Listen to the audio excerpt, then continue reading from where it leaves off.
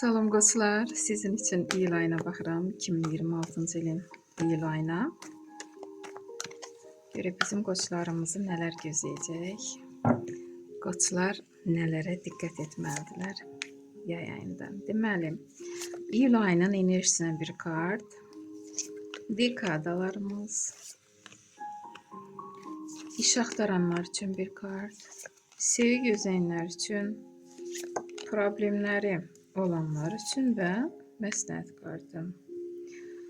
Deməli, qoçlar, sizin üçün 7-ci pentakli.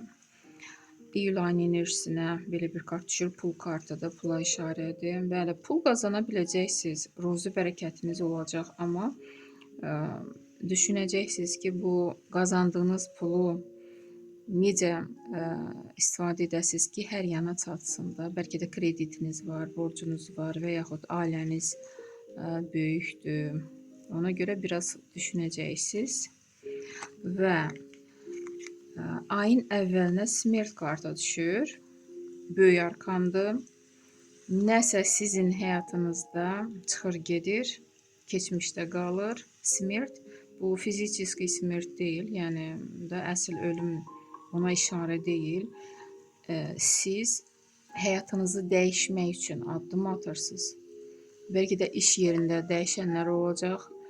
Ola bilsin ki, iş yerinizdən xoşunuz gəlmirdi. Artıq bu səhifəni bağlayıb təzə iş yeri axtarırsınız. Bəlkə də maaşınız az idi. Ona görə də bu seçimi edirsiniz. Bu hər şeyə işarə ola bilər. Hətta boşanmaya da işarə ola bilər.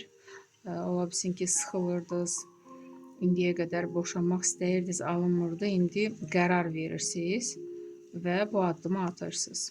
Artıq keçmişdə qalır. Təzə səhifə açırsınız. Və burada 6-cı pentakli yenə pula işarədir. Görürsünüzmü, ruzi bərəkət gəlir. Hətta ətrafdakı insanlar sizin qazancınıza baxırlar, həsəd aparırlar. Hətta borc istəyənlər olacaqlar, borc verməyin. Qətiyyən bu kart ilə da borc verməyin. Çünki pis niyyətli insanlar ola bilsin ki, hətta sizin pul enerjisini uğramaq üçün də qəsdən sizdən borc istəyirlər və balans itə bilər, pul balansı. Ona görə kim borc istəsə, yox deməyi bacarın. Və 2-ci pentakli yenə pula işarədir, qoçlar. Mən özüm də qoçam, görək necə yaşanır. Və burada ola bilsin təklif alacaqsınız, ikinci əlavə bir iş, ikinci gəlir yeri və yaxud siz həm işdə çalışa bilərsiniz, əl bacarınız varsa, bu da sizə gəlir gətirəcək, əlavə gəlir, qazanc.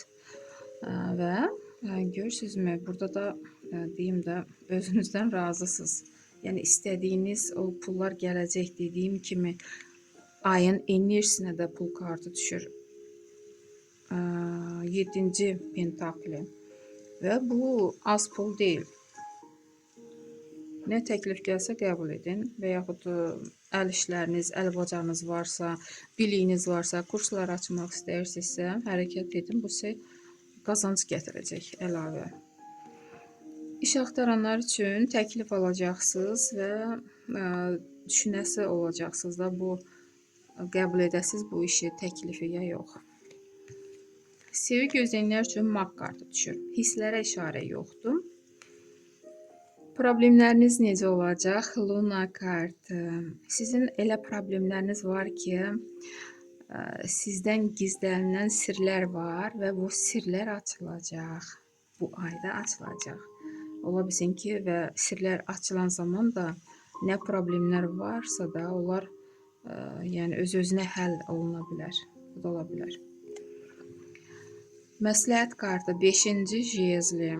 Çalışın enerjinizi, vaxtınızı pis niyyətli insanlara sərf etməyin. Elə insanlar var ki, ətrafınızda sizi söz-söhbətə çağırır, savaşa çağırır və siz öz həyatınızı yaşamırsınız. Vaxtınızı, enerjinizi bu insanlara da yönəldirsiniz. Belə etməyin. Məsləhət kimi belə bir kart düşdü. İnşallah uğurlu bir ay arzulayıram qoçlar. Sağ olun.